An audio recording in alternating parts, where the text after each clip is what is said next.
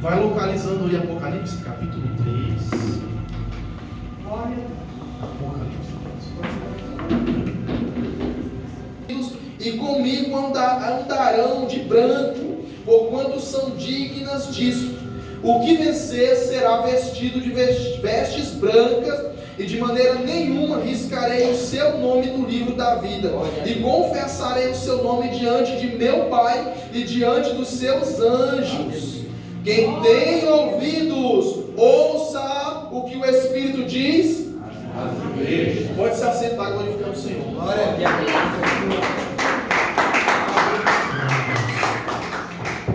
Senhor, uma vez mais, nós queremos dirigir uma palavra de oração a Ti, para pedir, Pai, o instrutor, o professor, aquele que media, Senhor, de Ti para nós, o Teu Santo Espírito, a Tua palavra, o Teu ensinamento santo.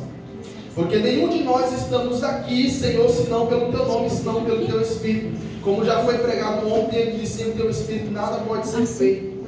Mas eu te peço nessa noite, Espírito Santo, Tu és o nosso principal e primeiro convidado de honra. Esteja à frente dessa oportunidade e transmite de forma concisa, clara, poderosa e profunda, de forma arrebatadora e confrontante a Tua palavra essa noite, meu Pai. Em nome de Jesus. Quem crê diz? Amém. Glória a Deus.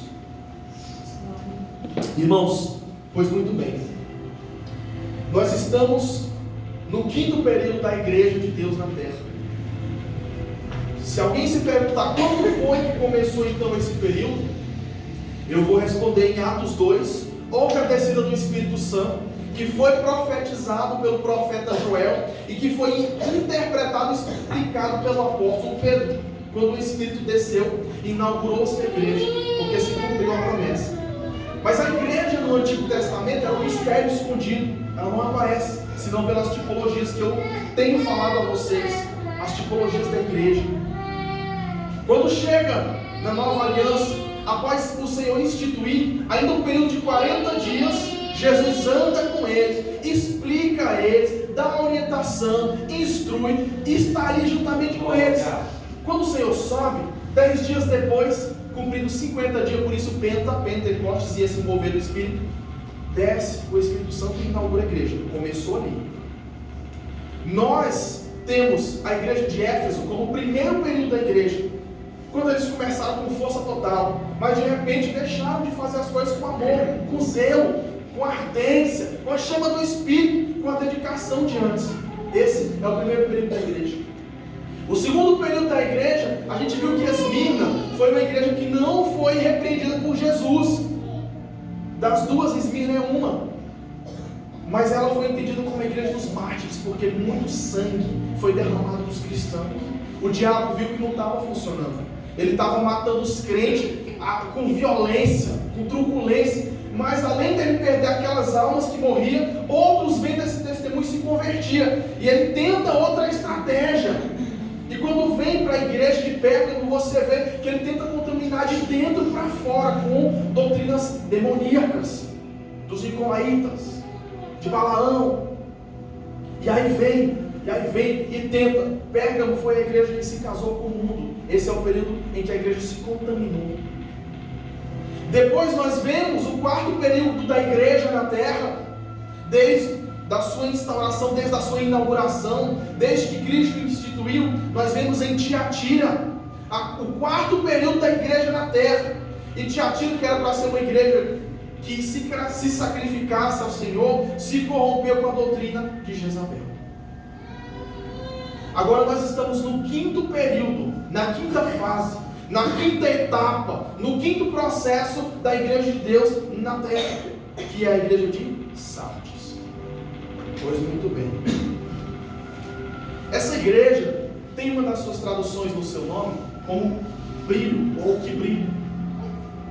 E faz muito sentido, porque quando o Senhor se apresenta a João, ele fala que é aquele que anda no meio dos 7 candeeiros, ou candelabros, ou castiçais. Ou seja, a igreja deve brilhar, mas não só brilhar, a igreja tem que fazer calor, mas não só fazer calor, a igreja tem que chamar a atenção por causa do brilho e do calor, mas não só isso, a igreja tem que atrair ainda, mas não só isso, a igreja precisa estar em uma posição em que ela seja medida para as outras nações. Quando Deus chama o povo de Israel, o único sentido de Deus era que aquele povo fosse santo, puro, verdadeiro, a ponto das outras nações olhar e falar: queremos ser como eles. Mas aí aqui no período da igreja, porque até então no Antigo Testamento era um mistério escondido que não aparece, quando ela vem à tona, quando o diabo vê isso assim, de forma desesperadora e aterradora, em que o Senhor coloca os seus tesouros em vasos de barro. O apóstolo Paulo falou isso: temos, porém, estes tesouros em vasos de barro, para que a excelência do poder seja dele e não nossa. No dia que você entrar nesse templo aqui, e você perceber que não é mais para a glória do Senhor, que não é mais o nome dele, que não é para que ele apareça e nós venhamos a diminuir, procure outro lugar para congregar, porque Deus não está mais falando nesse lugar. Mas enquanto você vê que é ele, ame essa casa de oração, abrace essa obra, abrace essa causa. Glória a Deus. Irmãos, nós temos que brilhar com essa chama, e só tem uma forma: estando ligado com o fogo. Que é o fogo? Como fogo consumidor, que purifica pedras preciosas, que purifica latão, que purifica ouro e prata, que purifica os seus tesouros na terra. Glória a Deus. A igreja de Sardes era para ter esse brilho, mas o Senhor Jesus é que falou alguma coisa sobre isso, quando ele estava andando em carne ainda, que não se coloca o candeeiro debaixo do alqueire. Que sentido tem eu estar no escuro, pegar a minha lamparina e colocar uma bacia em cima, irmãos? Não tem nenhum sentido. Aí você vem para a igreja de Sardes e você vê isso. Glória. Em nome de Jesus, eu quero pedir para o evangelista Kelvin, para nós começarmos essa introdução aqui, ou darmos continuidade, fazer a leitura pausadamente. Acompanhe, irmãos. Tente entender, procure. Amém. Ao anjo da igreja em Sardes escreva: estas coisas diz aquele que tem os 7 Espíritos de Deus e as 7 estrelas. Conheço as obras que você realiza, que você tem fama de estar vivo, mas está morto. Amém. Irmãos, esse primeiro versículo, ele tem uma profundidade muito grande, que nós poderíamos gastar várias horas aqui. Mas como o nosso tempo é resumido, e eu tenho a missão de fazer você sair daqui entendendo o que Jesus se preocupa com a quinta fase da igreja aqui. O que ele está falando aqui? Vamos lá. E ao anjo da igreja. Quem é o anjo da igreja? O pastor. É aquele que representa, aquele que está na frente. Se você vê essa linguagem aqui, anjo aqui, nesse sentido, está se referindo à liderança, aquele que está na frente da obra. Glória. Que o Senhor colocou ele na frente da obra. Ao anjo da igreja que está em Sardes, em outras palavras, olha, João, escreve lá para o pastor da igreja da cidade de Sardes. Eu tenho algumas coisas para falar para ele passar para as ovelhas, para o rebanho, para o povo, para a minha igreja. Ele está no dever de falar para o povo o que? Vamos lá. Isto diz o que tem os 7 Espíritos de Deus. Evangelista Kelvin, localiza Isaías capítulo 11, para nós entender o que é esses 7 Espíritos de Deus. Irmãos, ele se apresenta como aquele que tem os 7 Espíritos. Se você ler as 7 cartas, Jesus ele se apresenta de formas peculiares, de forma distinta, mas peculiares. Distinta na escrita, né? Quando ele se apresenta por um motivo, porque ele quer ir de encontro a uma linguagem, de encontro àquele povo, de forma que o povo compreendesse. Então aqui ele se apresenta como que tem os 7 Espíritos. O que é isso? Primeiramente, fala da plenitude de Deus, fala do aspecto divino, pleno de Deus, fala da atuação dos aspectos de Deus conquistados por Cristo em cima da sua igreja, ou sobre a sua igreja. Vamos enumerar. Pode começar a ler. Os 7 Espíritos, ele vai citar aqui o que é. Do tronco de Jessé sairá um rebento, e das suas raízes brotará um renovo. Repousará sobre ele. Olha, vamos começar a contar. Vai lá. O Espírito do Senhor, o Espírito de sabedoria e de entendimento, o Espírito de conselho e de fortaleza, o Espírito de conhecimento e de temor do Senhor. 7. Agora a gente entendeu. Por favor, evangelista Kelvin, leia novamente. Repousará sobre ele, olha lá, o Espírito do Senhor, o Espírito de sabedoria e de entendimento. 3. O Espírito de conselho 4. e de fortaleza. 5. O Espírito de conhecimento 6. e de temor do Senhor. 7. Então, quando ele se apresenta trazendo ao que o profeta messiânico Isaías já tinha falado. Primeiramente, ele tem o Espírito do Senhor, que é isso? A presença do próprio Deus. Você vai ver que quando Jesus é batizado, desce sobre ele o Espírito Santo em forma corpórea de pomba. Não deve ser como fogo para consumir pecado, porque obviamente ele não possuía. Então desce em forma corpórea de pomba, significando que ele está recebendo o Espírito do Senhor, do próprio Deus. Aí vem outro Espírito, vamos lá, Kelvin. O Espírito de sabedoria. Opa! Você vai ver que com 12 anos não tinha ninguém ensinando com a instrução que Cristo fazia na sinagoga. Ele destrinchava, irmãos, ele falava, ele pregava a ponto dos doutores ficarem espantados. É o Espírito de sabedoria. Terceiro, o Espírito de entendimento. Ou seja, o Senhor entendeu a missão que ele tinha aqui na terra. Não Não é porque alguém, irmãos, quando ele se fez carne, ele se despiu da sua glória. Você tem que entender uma coisa, não é porque ele era Deus ou é Deus, como fala, 100% homem, 100% Deus, que ele operava aquelas coisas. Ele operava pelo simples fato, sobre ele estavam 7 espíritos, e ele era extremamente obediente. Você vai ver Jesus jejuar, você vai ver Jesus orar. Depois de cada feita ele se recolhe e vai buscar a Deus. Ele foi tentado, experimentado em tudo. Isaías 53 vai nos falar isso. Então, irmãos, ele não tinha a onipotência, a onisciência e a onipresença como filho de homem, tanto que ele usa isso sobre ele. Ele mesmo fala dele. É o filho do homem isso, o filho do homem aquilo, o filho do homem assim, o filho do homem dessa forma. Porque ele está dizendo com essa linguagem que está vestido em carne e despido, falando de suas limitações como um homem. Mas quando ele foi glorificado, ele foi restituído de volta por isso. É aí que tem um equívoco. Mas nem Jesus sabe o dia nem a hora. Ele falava dele como filho de homem. Então ele não tinha essa onisciência. Mas quando ele foi quando foi devolvido, quando ele foi glorificado de volta, passou-se a onisciência e ele passou a saber disso. Amém? Sabedoria, entendimento, o espírito de conselho. Irmãos, quando Jesus se apresenta para essa igreja, o principal foco dele é de conselheiro.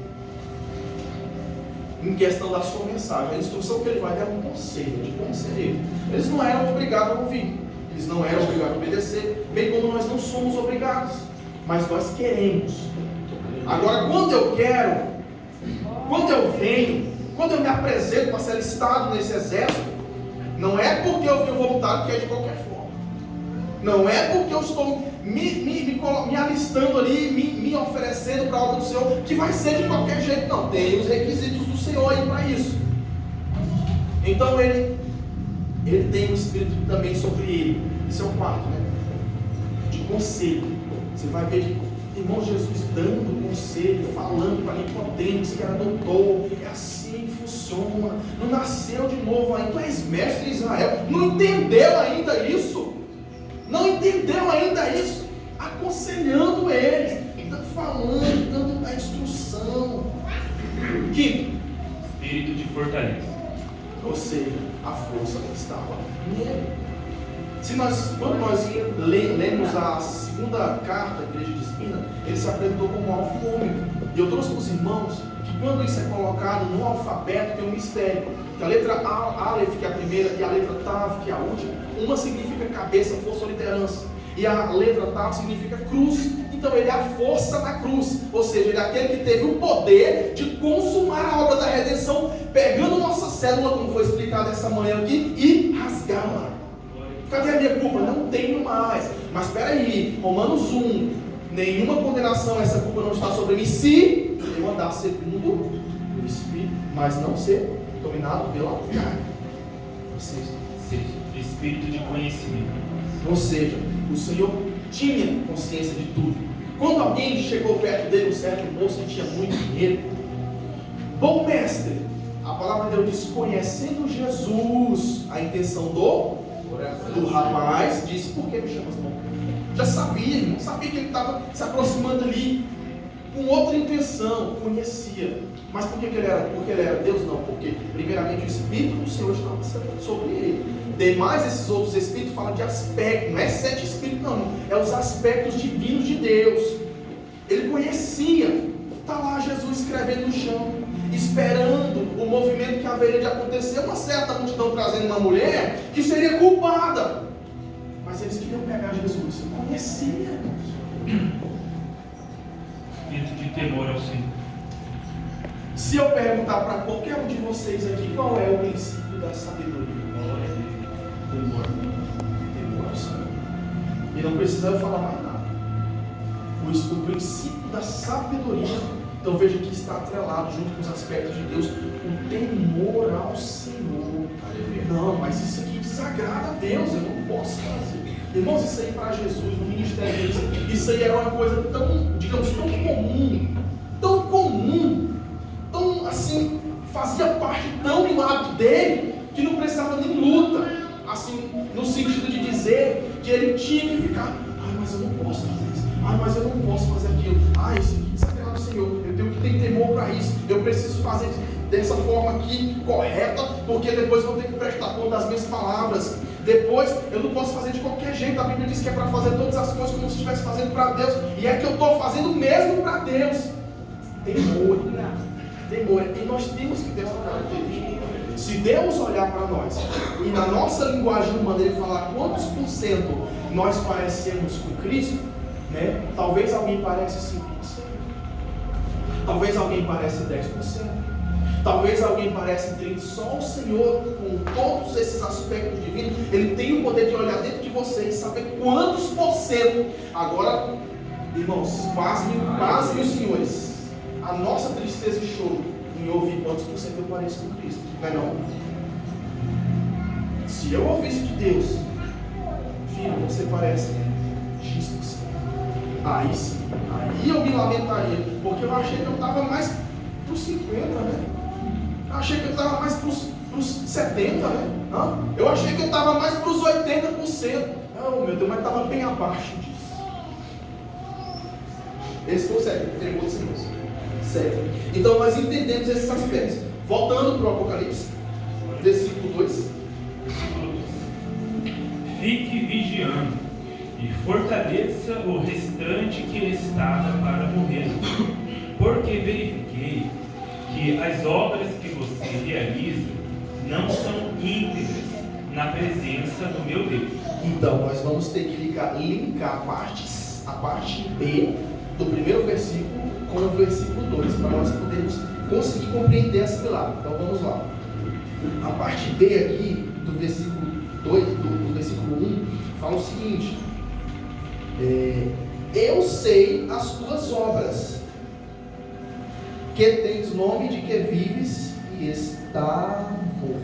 Irmãos, quem é que está falando para essa igreja que ela está morta? Quem? Jesus. Ele sabe se ela está morta ou não? Sabe. Porque a gente viu que nos aspectos do Senhor, ele tem a sabedoria, ele tem o conhecimento, ele sabe. E ele mesmo fala: conheço tuas obras. O Senhor não pode mentir, não pode compactuar com mentira. Quando ele exclama isso, quando ele afirma isso, é porque é verdade. Ele passeou no meio daquela igreja e percebeu que na fachada, que a fachada da igreja expressava vida, brilho, fulgor, cintilância, reluzência, fogo. Mas quando ele passeia lá no meio, ele percebe que o estado era de morte. Para isso, fique bem atento. Para isso nós temos que entender como é que Jesus se comporta no cenário de morte. Ele fala que essa igreja está morta.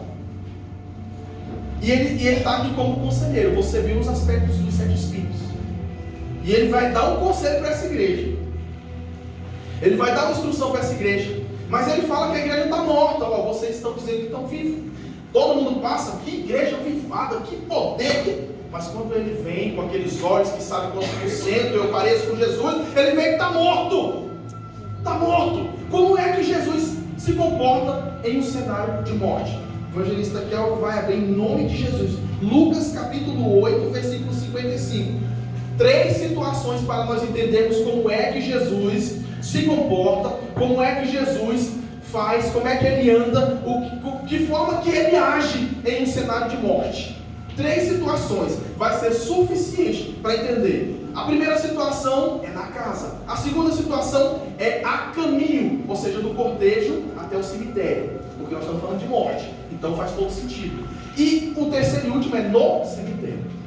Primeiro aspecto, primeira situação. Vamos lá, como é que Jesus se comporta? Pode ler. Voltou-lhe o espírito. Ela imediatamente se levantou e Jesus mandou que lhe dessem de comer. Glória a Deus, preste atenção. Voltou-lhe o espírito, ou seja, ressuscitou. Quem faz isso? O dono da vida. Não tem nem como, né, a morte cruzar com o caminho da vida e permanecer. Não. Ele tem até um rabino que fala que Jesus não podia estar em velório, que ele ressuscitava o morto. Que ele não podia cruzar o cortejo da morte, que ele transformava em vida. Aleluia. Aqui nós temos a filha de Jairo. Você já cansou de ouvir essa mensagem. O que você não percebeu foi o link com o Apocalipse. Mas veja você, A primeira forma que Deus chama essa igreja de morte, como que ele se trata? Ele entra, primeiramente ele tratou a morte como sono. Não, sem dó. Aconteceu algumas risadas ali, porque sabiam que estavam de fato mortas, só que para mim, é como Jesus falou, deixe que os mortos cuidem dos seus mortos, para mim é morte. Mas para ele que é o dono da vida é sono, irmãos. Ele trata a morte como sono, porque na hora que ele quiser, ele devolve um fôlego de vida para a pessoa. Você está vendo isso na palavra? Essa é a filha de Jairo. O Jairo não era qualquer um, Jairo era um homem importante. Ele vai atrás de Jesus, pede para Jesus. Jesus vai até a casa dele, Jesus acha por bem. Aí, essa igreja está morta, vamos começar a analisar. Primeiramente, após Jesus ressuscitar quem morreu, a igreja, a primeira igreja vai ser vista nesse sentido como a filha de Jairo, morreu. Jesus chega, passeia no meio, vê que está morto. Jesus tem o poder para ressuscitar, ressuscita. Mas veja, irmãos, é em casa. Essa morte aconteceu aonde? Em casa. Nós vamos engrossar o caldo um pouco aqui. Eu não gosto muito de dar umas marretadas quando eu estou pregando. Mas será que no cenário da tua residência não tem morte? Não, está todo mundo vivo lá, pastor. Tá todo... Não é disso que eu... Você sabe. Você é espiritual também, você sabe. O que é que tem lá dentro que está matando os que lá habitam? É a falta de comunhão com Deus? Em certo tempo você edificou um altar naquele lugar e parou a manutenção no altar. Isso mata. Parou de escorrer o óleo. Isso mata. Parou de ter comunhão com o fogo. Isso apaga. A igreja. Alguma coisa em casa acontece. Mas quando Jesus chega, ele traz a vida porque ele é a vida. E a morte não pode subsistir. Aleluia. Após a ressurreição, o Senhor fala: dá-lhe de comer. Foi assim ou não foi? Sim. E Jesus mandou que lhe dessem de comer. Opa! Aleluia. O que isso significa então? Deus Jesus está tratando com a igreja morta. A igreja parou de se alimentar. É, Jesus. Deus poderoso. Irmãos, o que é que nós temos como alimento então? Me diga, se não for isso aqui. Alimento para o Espírito é a instrução de Deus. Aonde está contida essa instrução? Está contida aqui porque o Senhor se preocupou em falar para você com a linguagem que você pudesse entender e fazer com que essa palavra perpassasse gerações até chegar aqui, para você saber o que ele tinha contra aquela igreja, para você saber que no cenário de morte ele tem a vida, mas que aconteceu por falta, por inanição espiritual. O que é isso? Fome, sede. A palavra é o alimento. Nem só de pão o homem vive.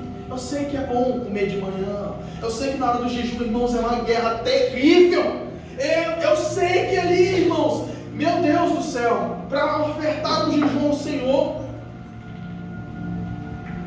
acho que tem que o Senhor assinar um próprio decreto lá no céu e mandar para você, para mim, para nós, para a igreja se colocar de jejum. Mas veja, Nínive se dobrou, até os animais jejuaram. Me diga se aquele povo não alcançou misericórdia. Para você ver. Aí Jesus se preocupa em dar alimento.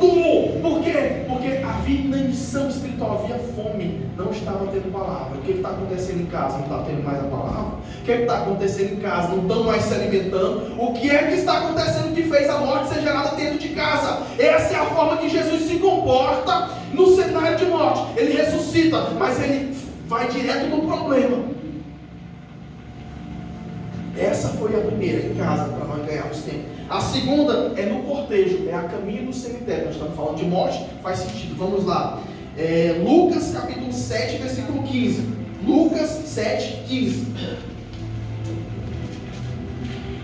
O que estava morto sentou-se e passou a falar. E Jesus o restituiu à sua mãe. Deus poderoso, aleluia. Glória. Novamente, outra ressurreição. Aleluia. Onde o dono da vida, ou a própria vida, fez com que a morte saísse. Deus Quem crê em mim, como diz as Escrituras, ainda que esteja morto. Um dia foi igreja avivada, um dia foi igreja de fogo, um dia foi igreja de movimento espiritual, morreu, mas ainda que esteja morto, eu quero ver o dono da vida chegar lá e não ter vida. Ele faz novamente o espírito de vida voltar. Aleluia. Glória. Oh, glória. Veja, após a ressurreição, o que ele faz com essa situação aqui, a viúva de Naim, o filho da viúva de Naim? Você já ouviu demais. Você só não percebeu que tinha um link aqui com essa carta. Deus poderoso. Aleluia. Ele manda que o filho seja restituído aos braços da mãe. Oh, glória. Foi assim? Vê. O que estava morto sentou-se e passou a falar. E Jesus o restituiu. Oh, glória. Restituiu a sua mãe. Aleluia. Se prepare para ouvir umas verdades. Eu já recebi essas verdades, tá? Eu estou aqui falando para você porque eu já me examinei, vi que precisava muito parecer mais ainda com Jesus. O seio da mãe maternal é a igreja. A igreja gera filhos. Aleluia. A igreja tem útero espiritual, aonde o Espírito Santo, através da sua igreja, gera filhos. Só que a mãe, chamada igreja, gera filhos e os abandona. Os coloca numa caixa e coloca lá na porta de alguém. Quem é esse alguém? Alguém que vai ensinar o lesbianismo, alguém que vai ensinar o homossexualismo, a ideologia de gênero, vai crescer e vendo bebida, vendo uso de droga, vendo isso e aquilo outro. E aí aquela criança, quando chegar aquele dia, o Senhor vai perguntar: aonde está a alma? Aonde estão aqueles que te foi delegado que cuidasse? O que fizeste? Meu Pai. Cadê o seio maternal chamado igreja para abraçar esse povo? Gerou filhos e desgarrou eles. Quando Jesus restitui aquele filho ao colo da mãe, ele está dizendo: igreja, morreu por falta de alimento, mas também precisa estes pequenos ter o colo da sua mãe, ter o seio maternal, ter um lugar para repousar, um lugar de consolo. Seria aqui, seria na igreja, seria neste lugar.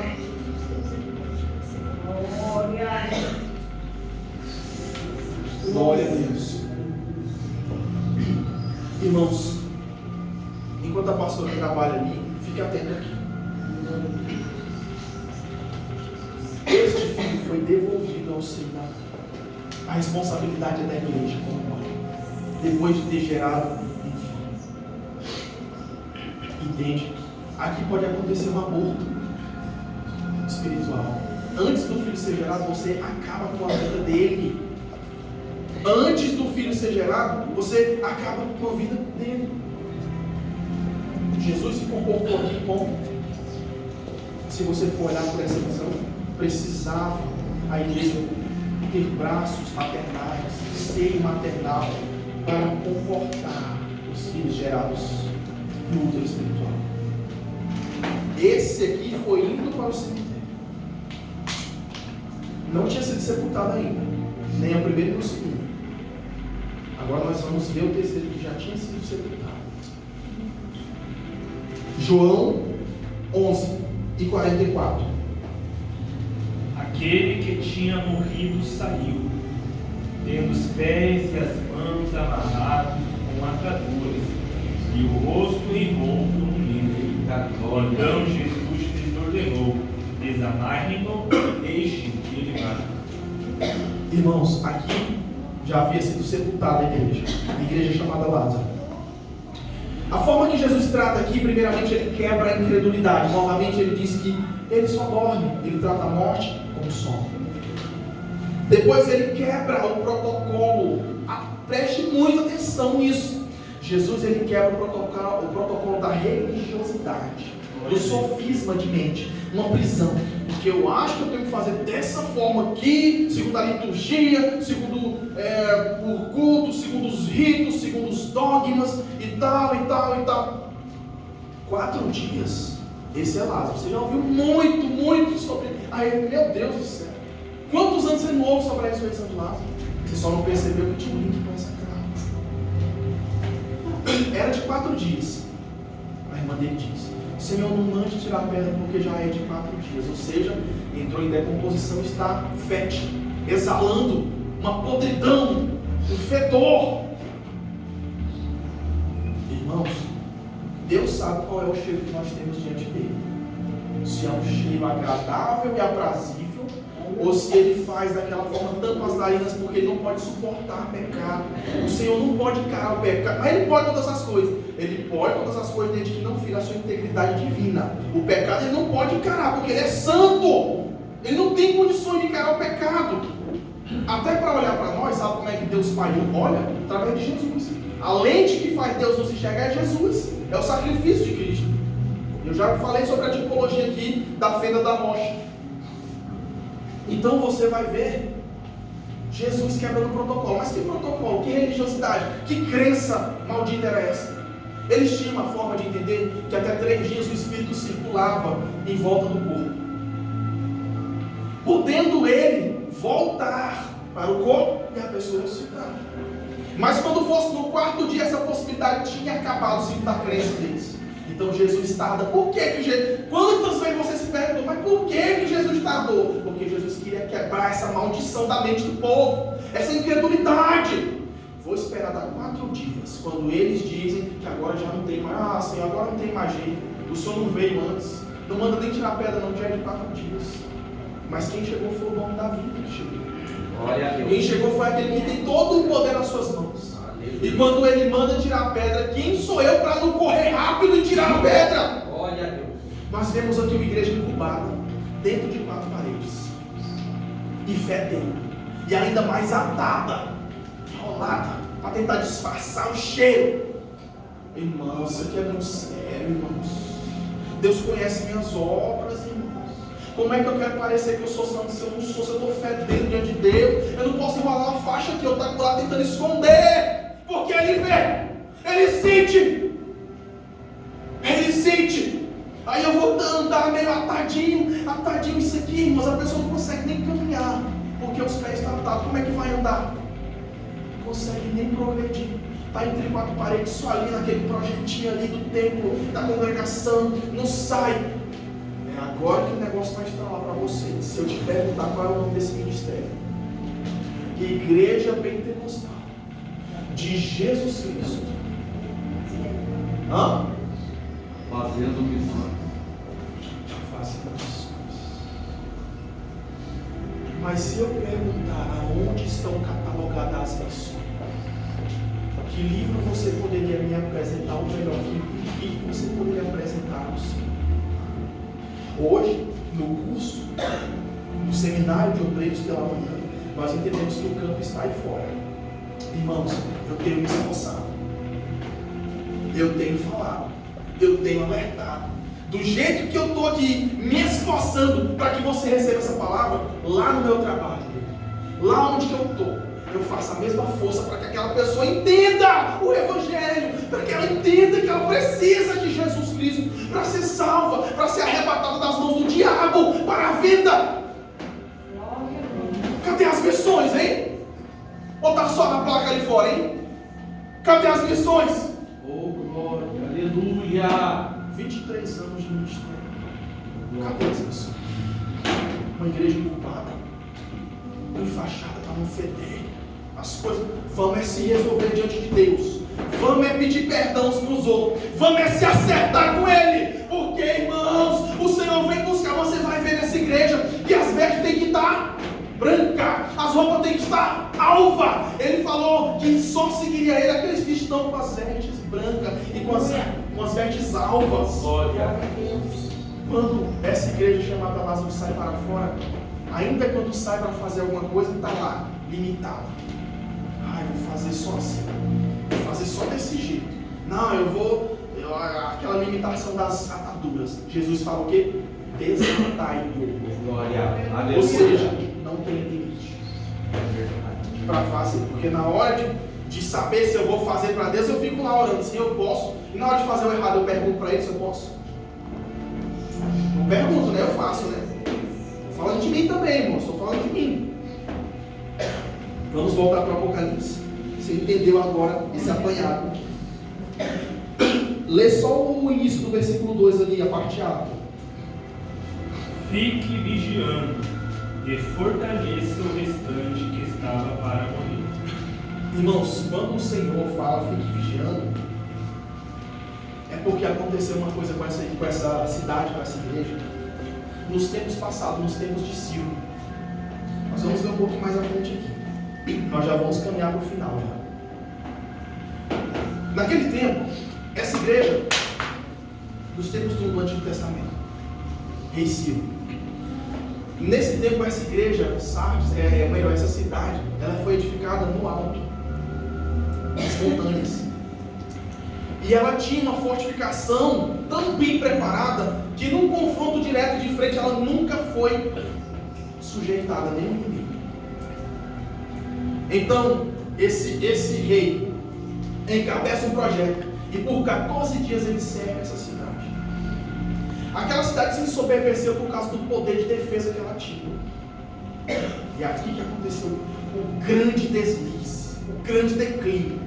A hora que ela achou que tinha, a hora que ela achou que podia, a hora que ela achou que estava bem, que estava posicionada, que ninguém podia derrubar, aquele rei cerca aquela cidade por 14 dias e é descoberta uma passagem, uma fenda nos muros. Aí na calada da noite um soldado entra ali, um persa, entra ali, irmãos, do império inimigo, o império persa de Ciro, entra, abre os portões da calada da... Irmão, foi